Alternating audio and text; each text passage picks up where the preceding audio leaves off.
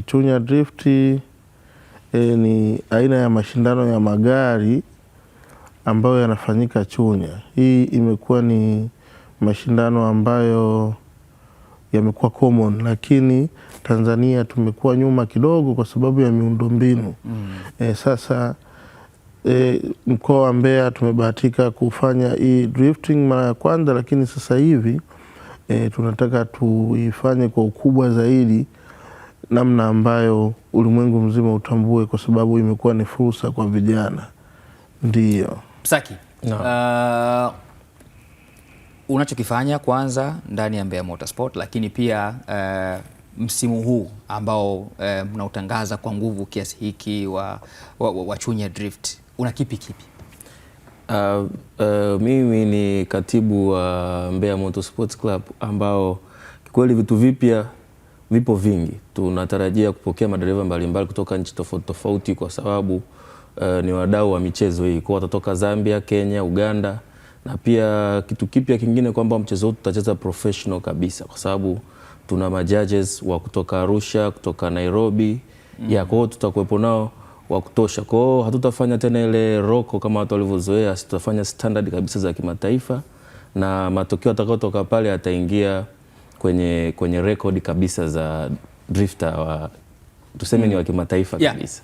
Nyondo, tunajua drifting ni mchezo ambao kwanza hakuna shaka ni hatari, unahitaji ujasiri wa hali ya juu, kuanzia kwa wanaokwenda kutazama mpaka wale ambao wanacheza. Ni kwa nini mmechagua Chunya?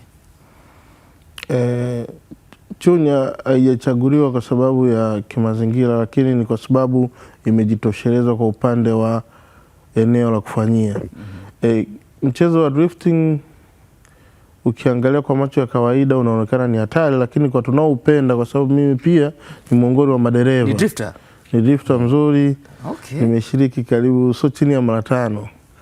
Kwa hiyo kwa macho ya kawaida unaonekana ni hatari, lakini sisi madereva tunajua ni mchezo salama na ni mchezo ambao mtu yote anaweza kufanya. Hivyo mpaka ufanye huu mchezo wa drifting lazima ukizi vigezo tofauti tofauti. Kwanza kitu kikubwa ni upande wa usalama wa eneo wanalofanyia, eneo la watu ambao wanakuja kutazama, kwa sababu kama eneo lako litakuwa linaingiza watu ambao sio wahusika ndani ya uwanja kwa muda huo, kwa sababu hizo ni sheria za drifting.